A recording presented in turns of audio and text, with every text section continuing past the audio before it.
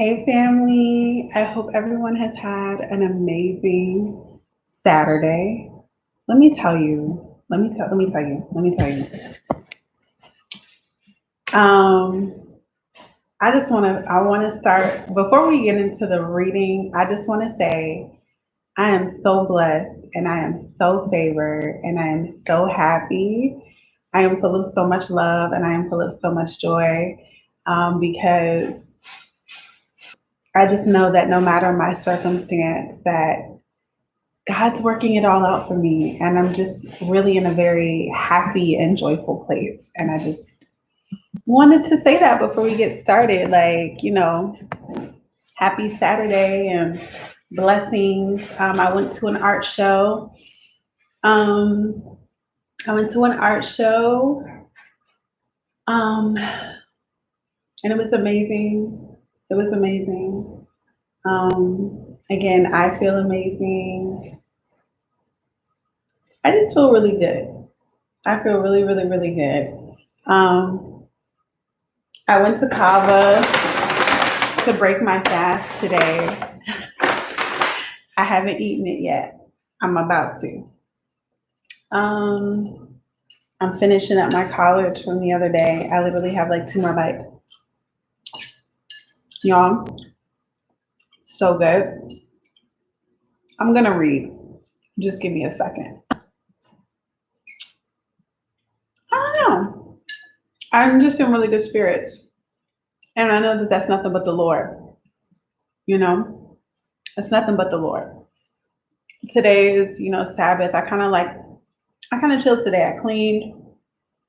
I'm still in the process of doing laundry. Like I said, I went to an art show. I did want to go out to eat with a friend, but everything is closed early now because of COVID, which is fine. Yeah. So let's get ready to read while I munch on the last of my collars. So, okay, Sugar Avery just got here. Um, Mr. brought her home. She's sick. We don't know what she's got. She may got the nasty woman's disease. We don't know. Well, we about to find out. Sorry, y'all. I had to eat this last. I had to. I had to eat it. Okay. Okay. All right. We are picking up on page 47. And like I said, Suge Avery just hit that infamous line, "You surely is ugly." So Suge's in the building. Mister's happy. Kitchen light is on. Okay. Mister is happy. Celie's definitely happy to finally lay eyes on Suge. So let's get to it. All right. Gosh, I'm in such a really good mood, y'all. I'm sorry. I have to say this. I'm going to be back to do evening prayer. Every day I pray by Iyanla Van Zant. And maybe I'll talk more about just I don't know, I'm just full of so much joy and I just feel really good about the trajectory of my life. And I just feel full of love and I'm just really, I don't know, I feel good. There are many things in my life that, if I were to tell people, they'd be like, well, what do you have to be happy about? You don't really have much going on. But it's just I don't know. That's the God in me. All right. Come on, Kat, get a seat. All right. So page 47. Dear God, ain't nothing wrong with Sugar Avery. She just sick. Sicker than anybody I ever seen. She's sicker than my mama when she died. But she more evil than my mama, and that's what keep her alive. Have you ever heard that before? That really mean and evil people stay alive the longest. Maybe I shouldn't be so happy. I'm kidding. I'm kidding. Okay. Mr. be in the room with her all the time of the day or night. He don't hold her hand though. She too evil for that. Turn loose my goddamn hand, she say to Mister. What the matter with you? You crazy? I don't need no weak little boy can't say no to his daddy hanging on me. Looks like we got a little bit of tea. as to why Mr. is not with her, listening to the daddy. Okay. Okay. Um, where we at? Okay. I don't need no weak little boy can't say no to his daddy hanging on me. I need me a man, she said. A man. She looked at him and rolled her eyes and laughed. It not much of a laugh, but it keep him away from the bed. He sit over in the corner away from the lamp. Sometime she wake up in the night and don't even see me. Oh, I'm sorry. Sometimes she wake up in the night and don't even see. But he there, sitting in the shadows chewing on his pipe. No tobacco in it. First thing she said, I don't want to smell no stinking blankety blank pipe. You hear me, Albert?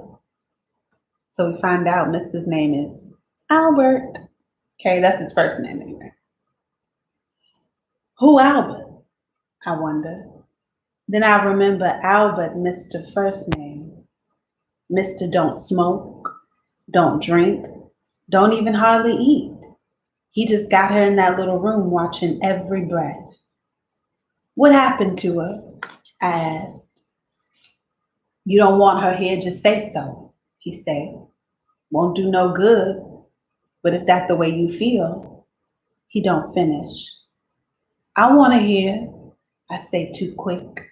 He look at me like maybe I'm planning on something bad. I just want to know what happened, I say. I look at his face.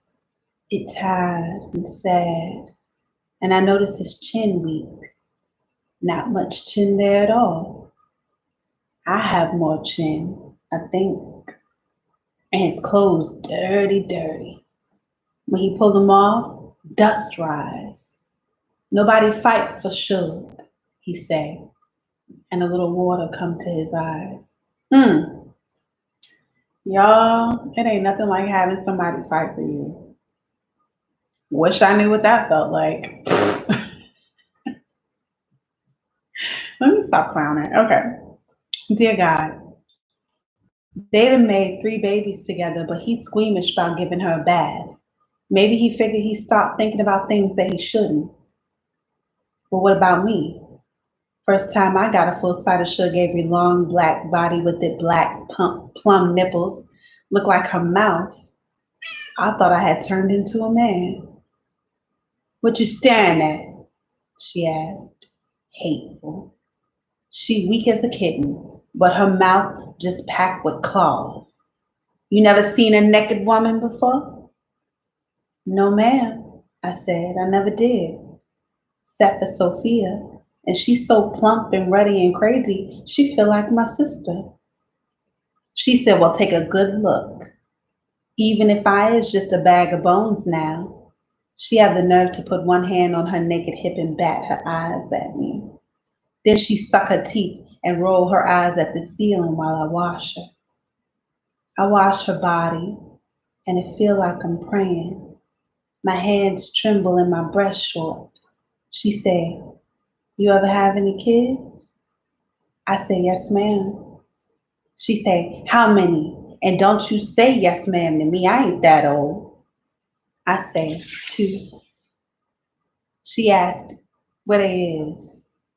I say, I don't know. She look at me funny. My kids with their grandma, she say. She could stand the kids. I had to go. You miss them? I asked. No, she said, I don't miss nothing. Dear God, I asked Should Avery what she want for breakfast. She say, what y'all got? I say, ham, grits, eggs, biscuits, coffee, sweet milk or buttermilk, flapjacks, jelly, and jam. She say, is that all? What about orange juice, grapefruit, strawberries, and cream, tea? Then she laughed. I don't want none of your goddamn food, she say. Just give me a cup of coffee and hand me my cigarettes. I don't argue. I get the coffee and I light a cigarette. She wearing a long white gown and her thin black hand stretching out of it to hold the white cigarette. Looks just right. Something about it. Maybe the little tender veins I see or The big ones I try not to, but it make me scared. I feel like something pushing me forward. If I don't watch out, I'll have a hold of her hand, tasting her fingers in my mouth. Can I sit in here and eat with you? I asked. She shrugged. She busy looking at a magazine. White woman in it laughing, holding their beads out on one finger, dancing on top of motor cars, jumping into fountains. She flipped the pages, looked dissatisfied. Remind me of a child trying to get something out of a toy that can't work yet. She drink her coffee, puff on her cigarette. I bite into a big juicy piece of home cured ham. You can smell this ham for a mile when you're cooking it. It perfume up her little room with no trouble at all. I lavish butter on a hot biscuit, sort of wave it about. I sop up the ham gravy and splosh my eggs in the grits. She blow more and more smoke. Look down in her coffee like maybe it's something solid at the bottom.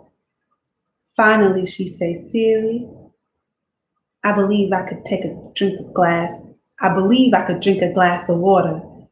And this here by the bed, it ain't fresh." She hold out a glass. I put my plate down on the card table by the bed. I go dip her up some fresh water. I come back, pick up my plate. Look like a little mouse been nibbling on the biscuit and a rat run off with the ham. She act like nothing happened. Began to complain about being tired. Doze on off to sleep. Mister asked me how I get her to eat. I say, nobody living can stand the smell of home cured ham without tasting it. If they did, they got a chance. Maybe. Mister laughed. I noticed something crazy in his eyes.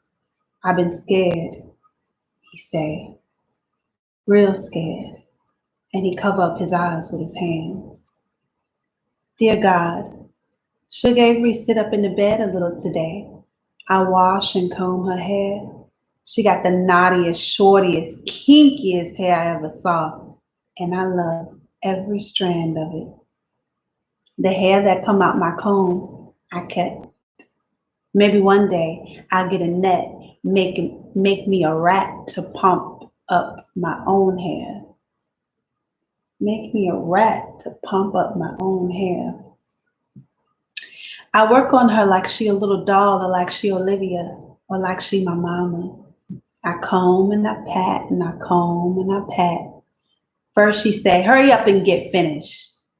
Then she melt down a little and lean back against my knees. That feel just right, she say. That feel like mama used to do. Or maybe mama not. Maybe grandma. She reached for another cigarette, start to hum a little tune. What that song? I asked. Sound low down dirty to me. Like what the preacher tell us, like what the preacher tell you, it's a sin to hear, not to mention to sing. She hum a little more. Something come to me, she say. Something I made up. Something you helped scratch out my head. Let me tell you something. I almost want to roll my eyes in the back. It's nothing like having somebody scratch your head. Oh my gosh. My ex used to scratch my head really good. Like, F him, for real at the end of the day. But he used to really like, oh my God. I used to just I used to do a really good job of like really getting in there and like massaging it. Oh my God. It's nothing like having somebody in your hair. Feels so good. All right. Dear God, Mr. Daddy show up this evening. He a little short, shrunk up man with a bald head and gold spectacles. He clear his throat a lot. Like everything he say, he need an announcement. Talk with his head linked to the side. He come right to the point. Just couldn't rest till you got her in your house, could you? He said, coming up the steps. Mister, don't say nothing. Look out across the railing at the trees over top of the well. Eyes rest on top of Harfo and Sophia house. Won't you have a seat? I asked, pushing him up a chair. How about a cool drink of water? Through the window, I hear Suge humming and humming, practicing her little song. I sneak back to her room and shut the window. Oh, Mister, say to Mister, just what is it about this Suge Avery anyway? He said. She black as tar. She nappy headed. She got legs like baseball bats. Mister don't say nothing. I drop a little spit in old Mister water. Why, say old Mister, she ain't even clean. I hear she got that nasty woman's disease. Sorry. What is the nasty woman's disease, y'all? I gotta know. I twirl the spit round with my finger. I think about grounding glass and wonder how you grind it up. But I don't feel mad at all, just interest. Mister turned his head slow, watch his daddy drink, then say real sad, you ain't got it in you to understand, he said. I love Suge Avery. Always have, always will. I should have married her when I had the chance. Yeah, said old Mister, and throwed your life away. Mister Grunt, right there. And a right smart of my money, too. Old Mister cleared his throat. Nobody even sure exactly who her daddy is. I never care who her daddy is, say Mister. And her mammy take in white people dirty clothes to this day. Plus all her children got different daddies. It's all just too trifling and confused. Well, say Mister, and turned full face on his daddy. All Suge Avery children got the same daddy, and I can vouch for that. Old Mister cleared his throat. Well, it's my house. This my land. Your boy Harpo is in one of my houses on my land. Weeds come up on my land. I chop them down. Trash blow over it. I burn it. He rides to go. He rides to go. Hand me my glass. Next time he come, I put a little bit of Suge Avery pee in his glass and see how he like that. Silly, he say, you have my sympathy. Not many women let their husband whore lay up in their house. But he not saying to me, he's saying it to Mister. Mister look up at me and our eyes meet. This the closest us ever felt. He said, hand paw his hat, Celia. And I do. Mister don't move from his chair by the railing and I stand by the door. Us watch old Mister begin harumping down the road all the way home. Next one come to visit is his brother Tobias. He real fat and tall, look like a big yellow bear. Mister small like his daddy. His brother stand way taller. Where she at? He asked, grinning. Where the queen honeybee? Got something for her, he say. He put a little box of chocolate on the railing. She's sleeping, I say. Didn't sleep much last night. Well, how you doing there, Albert? He say, dragging on up the chair. He run his hand over his slick back hair and try to feel if there's a bugger in his nose. Ew. Wipe his hand on his pants and shake out the crease. I just heard Suge Avery was here, he say. How long you had her? Oh, say Mister, couple months. Hell, say Tobias, I heard she was dying. That goes to show, don't it, that you can't believe everything that you hear. He smoothed down his mustache, run his tongue out the corners of his lips. What you know good, Miss Seeley, he say. Not much, I say. Me and Sophia piecing together a quilt now. I got about five squared pieces spread out on the table by my knee, my basket full of scraps on the floor. Always busy, he say. I wish Margaret was more like you, save me a bundle of money. Tobias and his daddy always talk about money like they still got a lot. Old Mister been selling off the place so much that nothing left but the houses in the field. My and Harpo fields bring in more money than anybody else's. I piece on my square, look at the colors of the cloth. Then I hear Tobias' chair fall back and he say, Shug. Shug halfway between sick and well, halfway between good and evil, too. Most days now she show me and Mister her good side, but her evil all over her today. She smile like a razor opening. Say, well, well, look who's here today. She wearing a little flowery shift I made her and nothing else. She look about 10 with her hair all cornrowed. She skinny as a bean and her face full of eyes. Me and Mister both look her up and down. Both move to help her sit down and she don't look at him. She pull up a chair next to me. She pick up a random piece of cloth out the basket and hold it up to the light and she frown. How you sew this damn thing, she say. She pick up a random piece of cloth out the basket. Oops, I said that already. I hand her the square. I'm working on it. Start another one. She sew long, crooked stitches. Remind me of that crooked tune she sing. That real good for first try, I say. That just fine and dandy. She look at me and snort. Everything I do is fine and dandy to you, Miss Celia, she say. But that's 'cause you ain't got good sense. She laughed, and I ducked my head. She got a heap more than Margaret, say Tobias.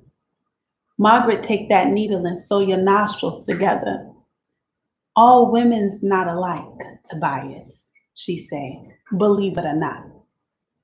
Oh, I believe it, he say, just can't prove it to the world. First time I think about the world. What the world got to do with anything, I think. Then I see myself sitting there quilting between Suge Avery and Mister. Us three sat together against Tobias and his fly speck of chocolate. For the first time in my life, I feel just right. We're gonna stop there. So,